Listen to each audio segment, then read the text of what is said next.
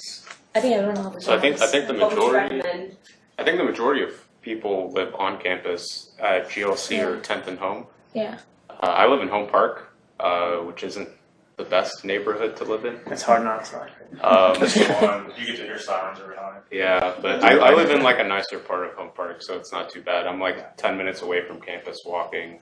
The answer to your question would be based on like what your budget is and what is your car situation. Yeah. I live a little bit farther off campus, like 3 or 4 miles. A little farther. She doesn't live in Atlanta. Does anybody have children or married or? Okay, never mind. Married. Okay, so I live outside the perimeter in Marietta, which is about a 45-minute drive. I do that because of my son, because their schools are much better outside the perimeter. But I would not recommend that for anybody else. The drive sucks. I feel on campus is good. Like, I don't have a car. I just come by the green route, the green bus. And there's like, it's much safer, especially for an international student. I don't think you should live off campus, like in your first semester at least, you get like the hang of the place or something. On campus is definitely the cheapest and most convenient option. I haven't lived on campus for like 4 years, but that's my own preferences. So it's my understanding that Atlanta isn't very walkable. Maybe that's wrong, I don't know. So, what are your feelings about the public transportation system? Is it easy to get around? Yeah. Does Georgia Tech have their own bus system? I know there's the Tech Trolley, but I don't know if there's like... There's also a bus system. Okay, that's I think there's a Tech bus system that'll go all throughout campus, and we'll take you over to MARTA Station or to GLC, over to Atlantic Station. And during the weekends, they have like a shuttle that take you to the grocery store and stuff like that. Oh, wow. Like the public transportation MARTA is actually really, really awesome. It's, I think it's like $3 for one way, so you can pretty much get anywhere around town through that. Okay. We also have a taxi service called Uber, which is ridiculously cheap. I've never had a problem with traveling here. Okay. I think it depends on where you live and where you're trying to get to. Option to have a car, would you recommend having a car or not having a car? Yeah, I would. You'll miss out on a lot if you don't have a car because Atlanta is a very large city. There's a lot to do. Like, I guess my first semester I didn't have a car, and then this actually over winter break I drove my car up, and that's probably been super helpful because if you're staying behind here like late after like 6 o'clock or something, the buses don't run anymore. At least to this part of campus. It still runs all night pretty much, but it won't come out to here. Yeah. It has a limited route at certain times. Right? But then you have an option called Stingray, which kind of picks you up from wherever you are on campus and drops you off to some location on campus. So that's not bad. So how's parking? Is it crazy? Is it ridiculously expensive? Park here. You park here for free. We get access to it immediately. I made the mistake of getting a parking pass on campus. You don't really need it, and it's really expensive on campus. The only downside with it, you're going to be, if you have a elective on campus, you are kind of dependent on the bus, or in our cases, we just walk. It's not that far to walk. It's not really that far. Just like you have to, you just have to plan ahead accordingly. But they'll give you access to here for free. Is the parking ever full here? Like No. So you can park overnight here is what you're saying. Mm-hmm. What kind of technical lessons are you taking? I've taken biomems and cardiovascular biomechanics. So because I really want to get into... She's crazy. She wants to work hard. Yeah, I want to get into cardiovascular regions, and I want to get into R&D. So yeah, I took those electives. So a lot of us are taking advantage of the business school, which is actually in Tech Square. My 2 electives this semester are 2 business electives, which I find very helpful. What kind of business? So I'm taking a technology strategy course as well as a market analysis course. So what are your focuses, just across the board? We figured out your R&D in the middle, but like are you business development and marketing or analytics or? You want to answer? So I'm also, I guess, R&D, but I feel like I'm more interested in new product development. And in certain cases, that can kind of tailor.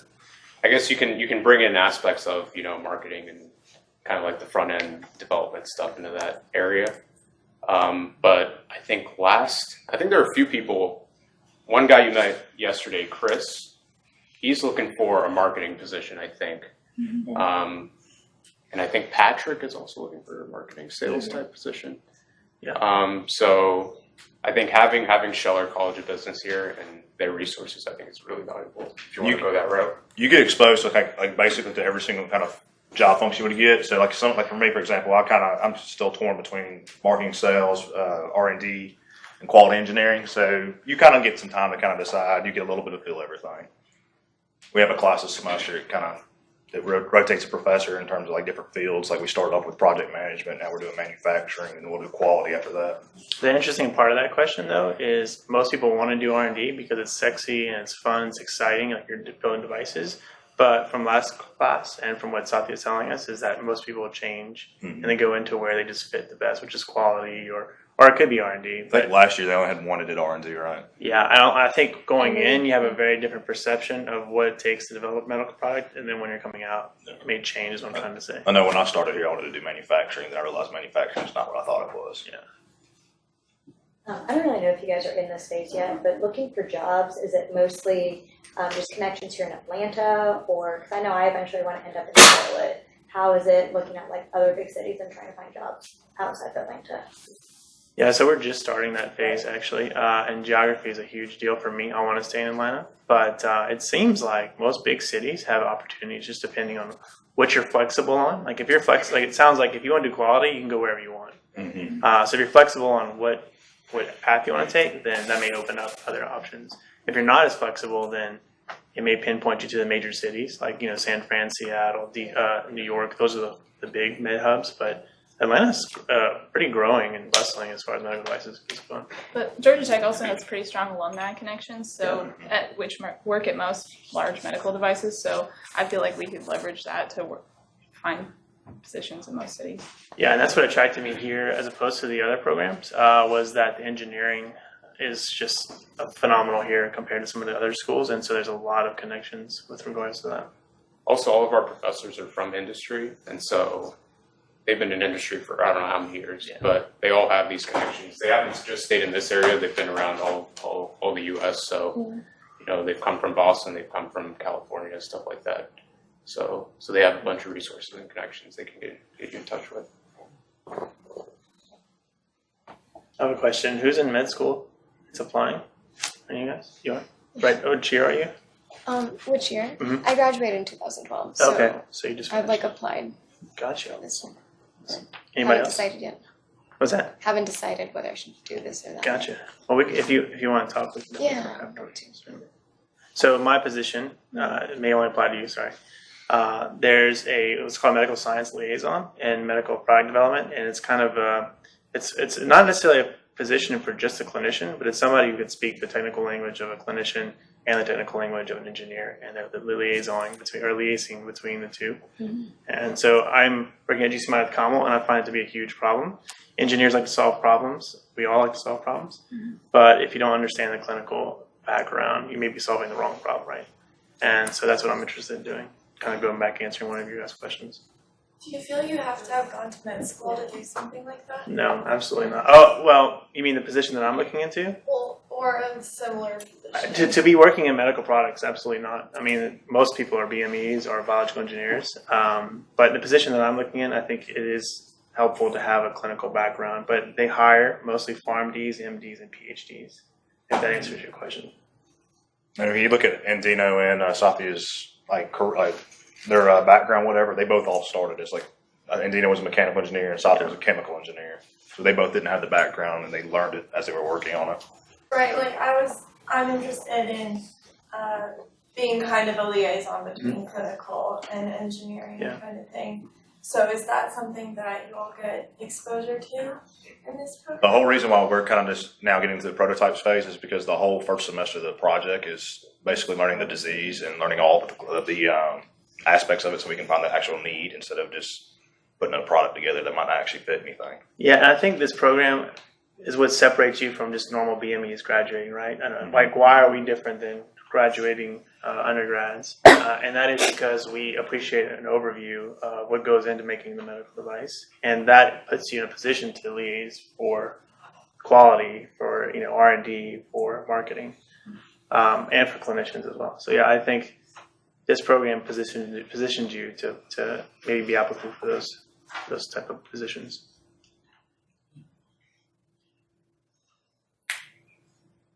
How is a clinical experience with Jeremy helpful, like shadowing him or some of the doctors? Yeah, so I'll let these guys speak because I have a different experience. So I guess So I guess the logistics didn't work out completely this semester, so we didn't really get to shadow too much until the later half of the semester, of the fall semester.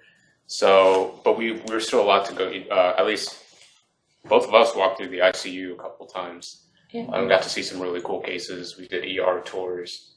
So Dr. Ackerman's a trauma surgeon, trauma doctor, ER doctor.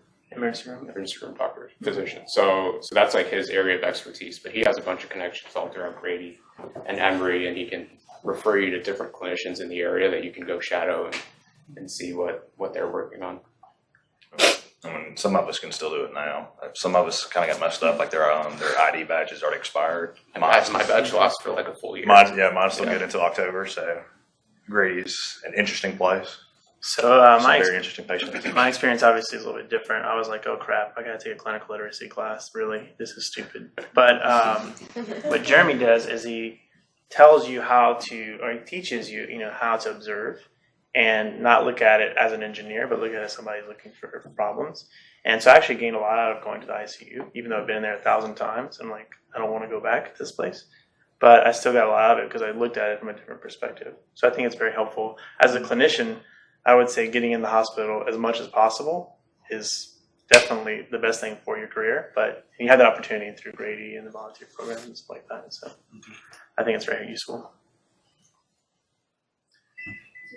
Anybody ever go over to the children's hospital, or is it all really central to Grady or Emory? So I think Mega works at Chilla, doesn't she? Mega and Jake. Yeah, that's what they do. We have two of the students currently are volunteering. Is it an internship or is it a volunteer? I thought it was an internship. Okay. They're doing some research at CHOA, the Children's Healthcare of Atlanta. I don't know if they're shadowing positions over there, but they're doing research associated with that hospital. So it's open to you, definitely. How do you go about getting your TA position? I think there was so I've been teaching for 2 semesters, and when I first started off, I guess an email went out in the summer saying if you're in BioID and you're interested in TAing, you guys can tell me if I'm so we got to. So I don't remember what I did, but sent out my resume and stuff, and I'm sure they'll do that with next year's class as well. Did you have any James Rains? Yeah. Yeah. He's the one in charge of all I that. think you're working under him. Yeah. So like I said yesterday, I've been working with him for the past 2 years, TAing senior capstone. They also have a sophomore level design class called BMed 2300, and so we can TA for that as well. What do you do as a TA in those classes? So you could. I don't want to overinflate my role, but it's almost like kind of like a project manager type role where you're just. So I'm managing 5 groups right now. And they're working on 5 different projects. They have 5 different advisors and everything. And it's just basically making sure they're staying on task in terms of the timeline. So we split up the course into 3 different phases, making sure they're focusing on each phase while they're moving along in their product development process. And then, of course, it's the typical TA stuff. You got to grade reports, support the professor in terms of classwork, giving lectures, stuff like that. Who else is the TA? Ashley? I'm a TA. Yeah, what class do you TA? BME 2000. Oh, okay. Yeah. So you just act like an advisor, and I manage 6 groups. So yeah, it's good course. Financially, do most of you all have fellowships, or the TA is kind of, or TAing is kind of what? It doesn't pay much. Yeah, TA at Georgia Tech doesn't pay hardly anything. So you're just using it as a resume builder. Okay. I don't think we get fellowships, do we? Outside fellowship? She does? The Coulter fellowship. Oh, okay. Yeah. Okay. So I guess maybe disregard. You should join the military. Well, she gets it through her job, though. She gets it through her job. Yeah. Outside funding would be your best. Yeah, the one the GCMI internship is paid. You get paid hourly, right? Yeah, based on billable projects, I think. And then the TA position's paid for me, which is I think 10 an hour or something. I think they cap it at $1,500 per semester, but if you go over, you can talk to your professor and you can get more money for you. When did you start your internships? So I started working at GCMI actually in January. So now it's been 2 months for me. And then TAing I started last semester. Because they were saying earlier that they don't recommend it in fall, so it's Yeah, that's you can do it. I would recommend it in fall. Fall is the time to do it. Yeah, because they were telling us that you need to be focusing on school, but you have a lot of free time in the fall. Actually, fall's probably better, to be honest. I think what Satya's worried about, which is legitimate, is that he doesn't want you to overcommit and not realize, you don't know what you're getting into, basically. And so bringing on another added unknown is kind of a concern. Yeah, because by the second semester, you get the hang of how to do things, how to manage things, so you kind of know, okay, can I fit this in? So yeah. But I mean, I've been working on GCMI for over a year. In those internships, how did you, I guess, approach those companies? Did those programs set you up with it? Did you go personally? And then were they expecting you? I guess they knew you were a student, but how did you work out your schedule with the schedule here? Yeah, so I think what you'll see if you do end up doing this program is, and what we've seen so far, is that companies like CardioMEMS upstairs, I think you guys just saw VP of R&D, right? So I think there's a quality position that opened up for an internship, and they came to us downstairs and they were like, hey, we're looking for a couple of people to interview for this position. Same thing happened with T3 Labs. There was an internship opening there. They came to us. GCMI did the same thing. They came to us. So a lot of companies in the area are looking for internships, and they know we're students, so they're really flexible with the hours. Like I have to put in 10 to 15 hours a week, and I've worked it out to where I work in the mornings and Friday afternoons, and that works out best for me. I would echo that a lot of local companies have already recognized the validity of the program, and they see it as a professional degree, and they understand that they're basically preparing us to work in their companies.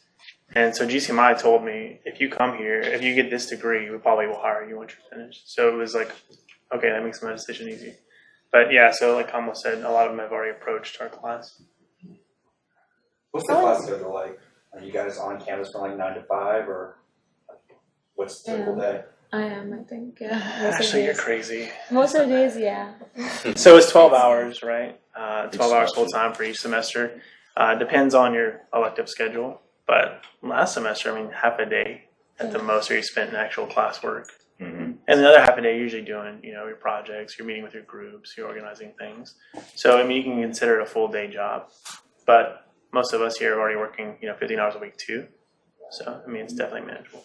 And I got my schedule this semester where I don't have class on Tuesday and Thursday, so that could be time for working. I heard a rumor that it was supposed to be like a set schedule this upcoming year, so I just didn't know. Well, the fall, everything is a set schedule. Everybody's on the same schedule except the 2 elective courses that are in the spring.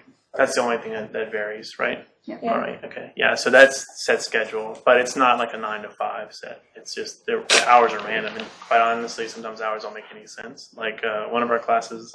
Sorry, Satya, if you're listening. One of our classes this semester, we meet like Monday. What is the Monday time for our lab? Monday, Wednesday. Monday at 11:30 or Friday at 9, depending on what's and going then on. in the middle of semester it changes. So since we're a small group, you can do that. 7:30. Yeah, it's crazy. Yeah. But anyway, that's what he means by set. Like we're all doing the same thing except for those 2 electives. Okay. Yeah.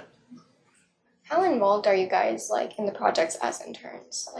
Does the work come home with you? Or You're talking about GCMI? Yeah. So don't tell this to anyone.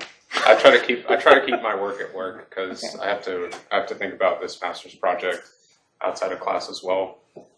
And also, I mean, I do. It's not that I don't do any work from that stuff at home, but there's something that's high priority deadline needs to be done in the next couple of days. I'll work on it at home. So at GCMI, they're really good at integrating you into the different projects. So they have almost 20 or something projects right now. And we have 4 apprentices, including Lance. And we're all put on 6 or 7 big projects. So we're really integrating with the project engineers that are there. Sometimes we get to sit in on client meetings if we have the time, if our schedules line up and stuff, kickoff meetings, things like that. So it doesn't feel like you're an intern. It feels like you're in between an intern and a full-time position. Okay. How's the pace of the program? Does it feel rushed because it is only 12 months? Do you feel like you'll be prepared by the end of it? Do you feel like there's going to be enough time for the content? I'll answer that. So it doesn't feel rushed. there may be parts where you feel like I want to learn more about that because that's your interest. But I think it's honestly paced very well. It's a very broad overview, and that's what it's intended to give you, is the bigger picture. And I don't know how you guys feel about it, but personally, I feel like it's well paced. I don't feel rushed. Now, I do. I mean, we haven't gotten to that point of having to do prototyping, and I feel like that's going to be scary, and that's going to be some all nighters that I'm trying to pull. But we haven't gotten there yet. So Okay. I do. And from what last year was telling us, that part is a little bit more intense. The end of your spring, because you're trying to meet a deadline, and if things don't go the way that you planned it, then you're screwed. Yeah. Okay. Thank you. Yeah. What is your most favorite aspect of the program and your least favorite?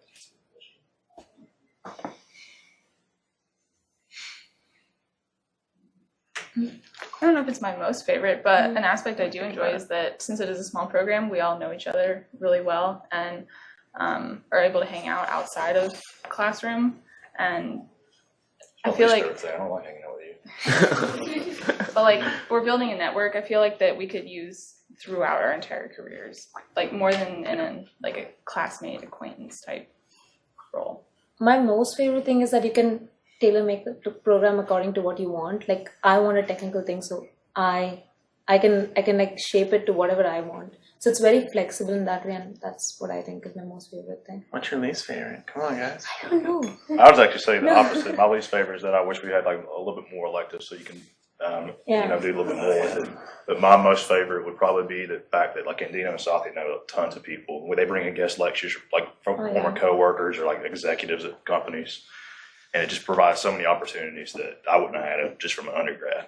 The exposure is crazy. It's crazy. Like you get so much thrown at you, and it's amazing. Yeah, I made a spreadsheet for the first semester of all of our guest speakers and their contact information, and it got up to like 50 or 60 people.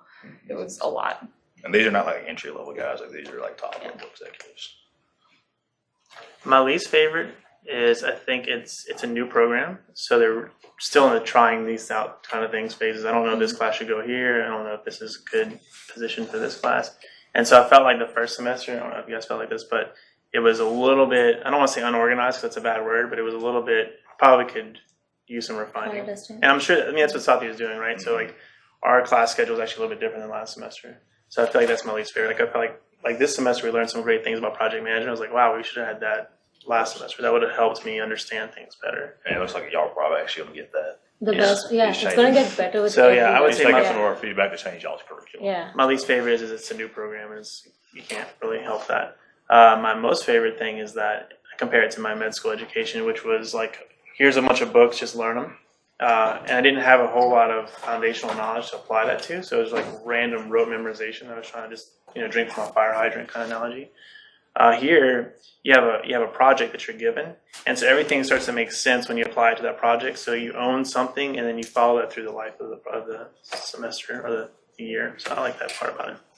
Just back to what I was saying earlier. So there's not like a lot of like tests or like homework per se.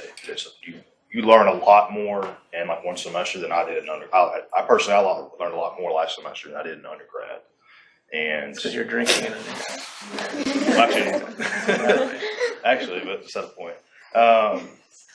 But no, so that's I agree with Lance at that point. Is like it's not a lot of just like read a book, take a test. It's actually practical knowledge. You actually have like real world examples to use it to. I guess so. My favorite thing is, first of all, you're at Georgia Tech, which is like one of the top engineering schools in the country. Not only that for BME, but for all the other engineering schools as well. So you have a lot of resources here that you can kind of tap into and connect with. On campus, you have invention studios, inventor lab stuff, ATDCs here. There are a lot of incubator spaces, so in case this project does take off, we can develop it further afterwards. Least favorite thing, kind of going back to the course structure and course order, I think maybe a little bit more refinement in that area would be beneficial, especially moving forward with the different classes that are going to start coming in the next couple of years. And I think they've been trying to work really hard on that, and they've been taking our input and the alumni input from last year, and they're trying to tailor that specifically for you guys. Yeah. Something unique. Sorry, something unique about this program. I don't know if you guys are trying to make the decision between this program and other programs, but that I found was that it's more broad focused than it is like they're not trying to make a bunch of cardiology focused R&D engineers. Like that's not their output. Their output is kind of open. And like for instance, Ackerman is an emergency department physician. He's not a neurosurgeon, which is I'm sure you know, it's a complete different mentality on how you look at medicine and look at the problems of medicine. So it's a much more primary care, it's not a bad word, or a generalist approach and a very specialized approach.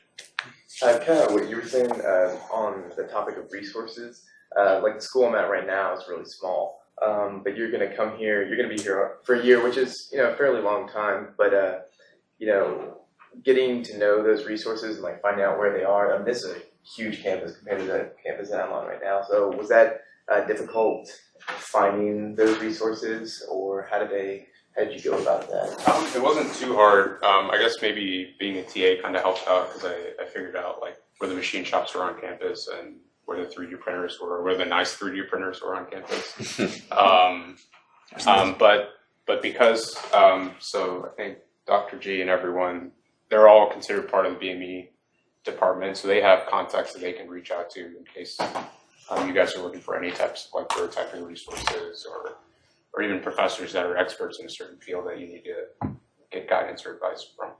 Yeah, we're constantly getting emails about like startup competitions, conferences in the area, things going on campus, just all sorts of things. Yeah, I would say to accelerate your like network growth is internships, competitions, forge things, and there's tons of stuff that you can get involved in after school.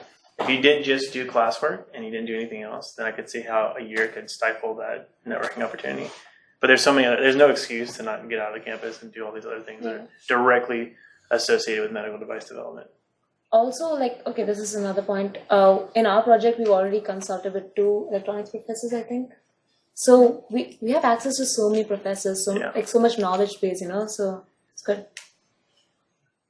How do you all, not balance, but in the courses that you're taking now, how much recall are you pulling from like your undergraduate education? Because I know, well, for me, I'm mechanical, so stuff like DiffyQ and stuff like that, but can I, on call, bring that up and know everything that I learned in DiffyQ? Not necessarily. Yep. So how important is that for this program? I would say this is not an engineering master's. So you're not getting your master's of science at all. Like you don't even need to be an engineer to be into this program. So consider that. Like you don't have to have the engineering foundation. It certainly would help. And there's going to be parts of your project where it's nice to have somebody who's electrical engineer in your project versus a mechanical.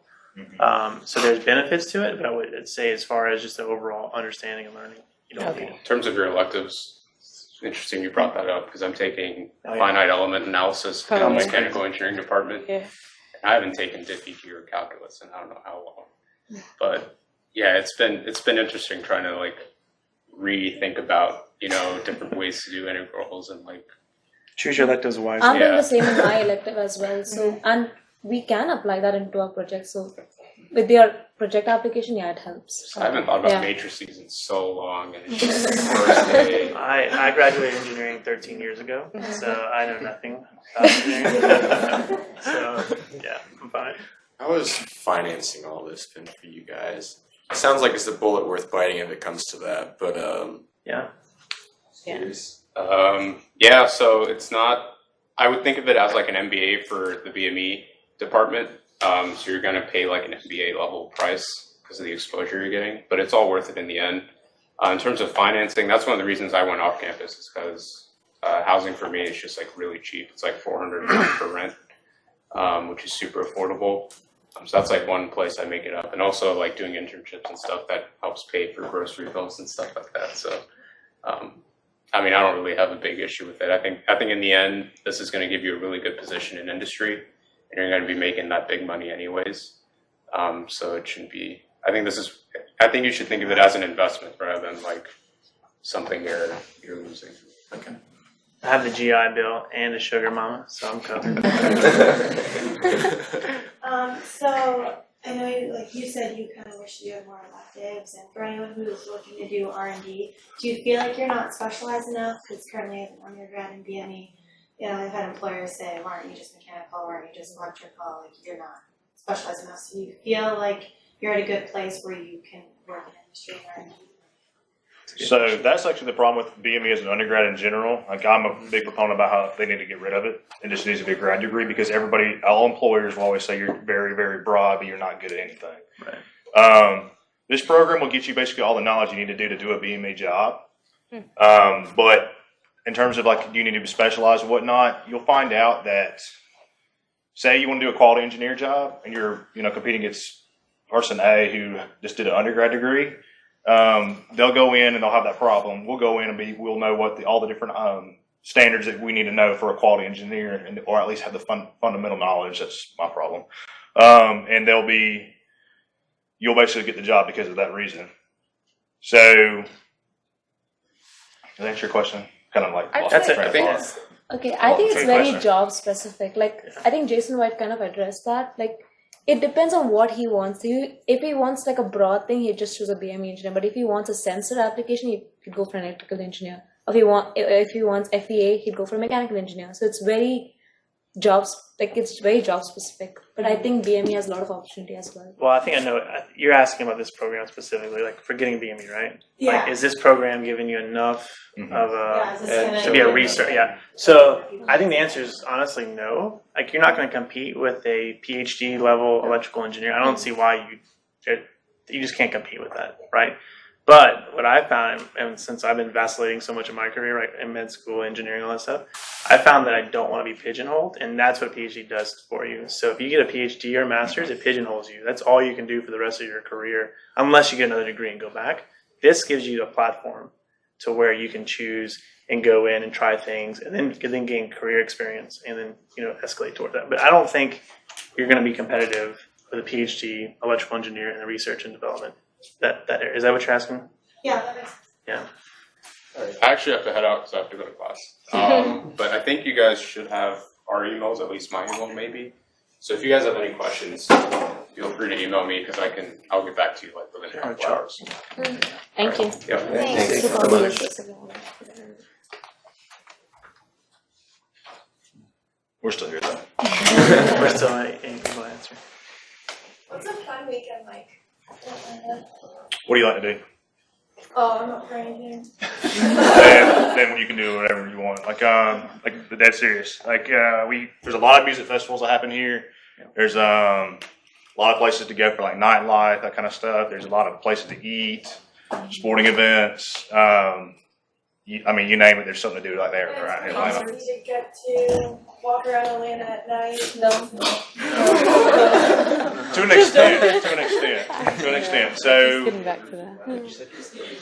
yeah, there's like I said, there's easy travel service like Uber and MARTA, et cetera. But like perfect example, like if you want to go to if you want to go somewhere out at a night time or something like that, there's always like an area where you can walk around, like it's like a blocked around area kind of in a way. Perfect example, we typically go to Buckhead, which is like the richer part of Atlanta, and a little bit north Atlanta, and it's all kind of together.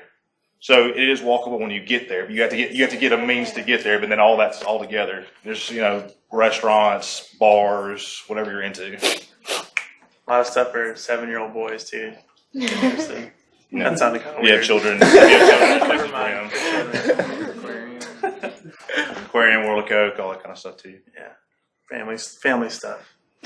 That's another term. How about like the outdoorsy side of life? Some of us like to go hiking, biking. Stone Mountain, man. That's really close. It's a nice little area.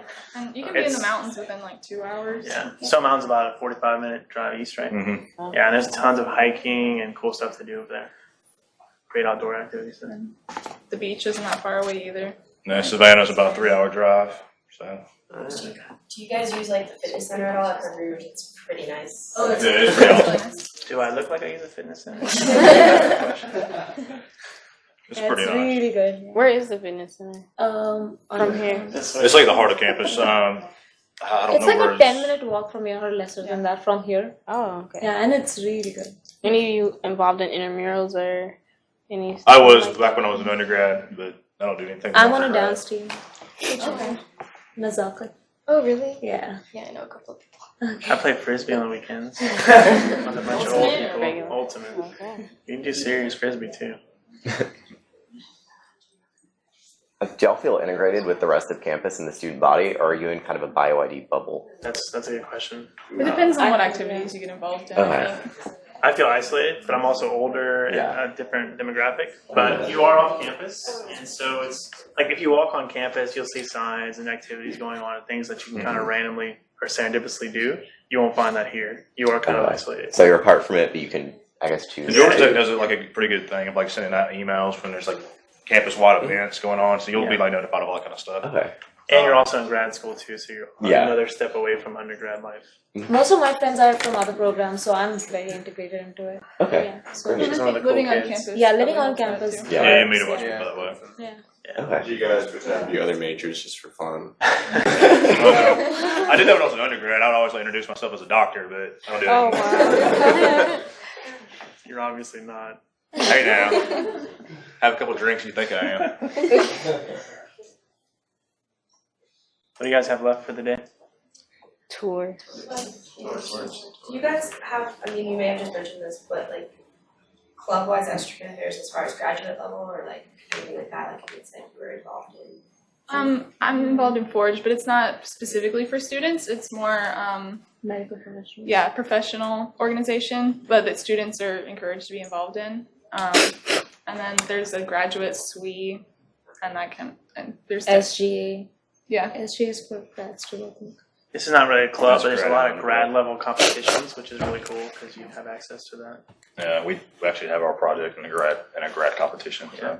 Yeah, for startup. It's a good, I don't know, it's like for me, it's like a good way to validate your ideas and see like, you know, practice your pitch and Get more feedback outside the program. yeah, and a lot of it's just like, you know, you're competing against other engineers in other fields. So you can see how like the biomed field stands up against electrical engineers. Or at least, We're actually pretty awesome. They're not as good. So yeah, we stand up pretty well. everybody's producing apps, you know, here. A lot of people are producing apps and you can see how it stands up and you can understand the business behind how those things are different. So like in Atlanta, I don't know if you guys know, but the health IT industry is really booming. And so you can kind of compare what that means to like building a device. It was important for me to understand that. Do any of you all have any had any entrepreneurial experience before this program? So I founded my own company a couple years ago, and just come up with ideas on my own and patent them or whatever, just to see. And so I had that experience, and this has certainly made me realize what I was spinning my wheels in and what I wasn't. Was it medical devices as well? Okay. So how do you keep that separate now from this program? So what I do now is when I come up with ideas that are attached to my fake company, I call it fake because it's not legitimate. And I don't know the best word for it, but I'll put those into competitions and I'll see how they do and just kind of get the validation I was talking about. But I keep it separate. It's like a hobby for me right now. Because once you're in a position, you think you can do everything. And so, you do a bunch of stupid crap. Are you still seeing patients No. now or no? I hate patients. I'm jaded. What's your specialty? Family medicine. Family medicine. Yeah. Yeah. I gave up on those guys. But you probably could, to be honestly. We have a nurse who still sees patients on the weekends, and we had a physical therapist the year before that who also kept his practice part-time, obviously. Yeah. But patients will suck the blood How out of far you. was he? Was he new out of residency? No. The nurse is He's been a nurse for 70 years. He's old. He's much older than me. He's been a nurse for 15 years, I think, and so he actually practices around Atlanta, goes to different hospitals. Physical therapist, I think he was in his 30s too. Yeah. So they weren't newbies. But What he'd other- be an interesting case. What other programs did you all consider other than this one? And I guess probably Johns Hopkins is usually what's talked about. Yeah, I had Johns Hopkins. I considered a lot of master of sciences, master of engineering, all biomedical related, but I ended up choosing this one just because it kind of went with more what I wanted to do. Because I see a master of science degree is what Lance was saying. It's kind of more specific. You get to pick what you want to be, your thesis and all that kind of things. And I didn't really know what kind of field I wanted to go into, but I knew I wanted to go into medical devices, or not field, but job specific. But that's why I picked this one, because it was it was pretty much more professional wise. It would help me develop more what I wanted to do with my career instead of just kind of doing more book stuff. And that was the other thing too, is books get boring. I considered a bunch of PhD courses or curriculums in biomedical engineering, and this one was kind of like an outlier, to be honest. Yeah. Everybody be quiet, Sally's back. Yeah, I kind of gently slipped in at the last minute, but anything, yeah, feel free to continue to be free.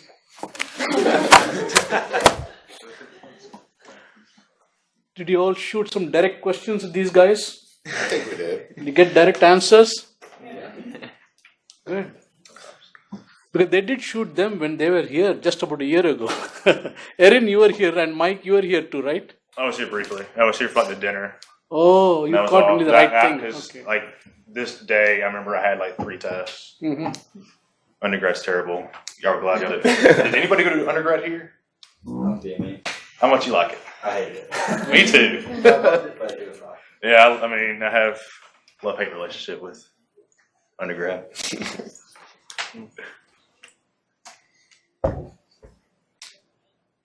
So you 4, Camilla's left, right? You 4, Yeah, please join us for lunch. That's the reward you're getting for doing That's the this. only reason we're here. Yeah. We're not going to let you go hungry. Sorry, yeah, it's not about y'all. Whose lab did you work in, or did you work in a lab? I worked research in Flocka's lab. Okay. A lot of you are fresh from undergrad? Mm-hmm. Okay. Most of them are, right? Undergrad BME. Anybody here who's not from undergrad BME, who's come from with the industry or clinical experience, anything else? Raise your hands. You working? Yeah, I'm working as a quality engineer at a medical device manufacturer. And I was material science undergrad. Several others who applied were not here though, were not able to make it. They have work experience and they have medical school backgrounds, either finished or in process. So we're waiting. They're a separate pool, but we are sending all this recording to them as well, so that they can get the benefit of, this morning's session, which is really the meat of the program in terms of except the tour of the facilities, but that gives all the thought processes that are gone into making this program and the inputs of various people you're listening to. I watched that and I chose this program. I mean, this program is really good and it's worth it. I'm so happy with my choice. So yeah. Are we all ready for lunch? Yes. Before we disperse, thank you first of all to my current students. Thank you very much, Lance, Ashley, Erin, and Michael. I want to give you all, it's there somewhere buried in our website, overall departmental website, but a recent press release, which I thought I just made some copies. You can please feel free to share with you all. And this might be something that, might give you some further inputs. Read while on your bus ride or waiting there.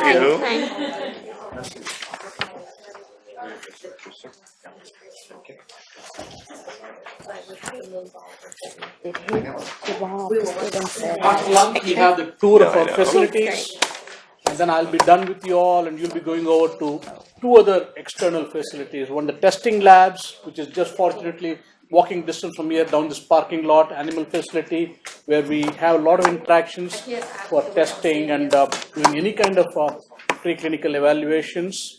And then another tour of outside facility, which will go in the bus.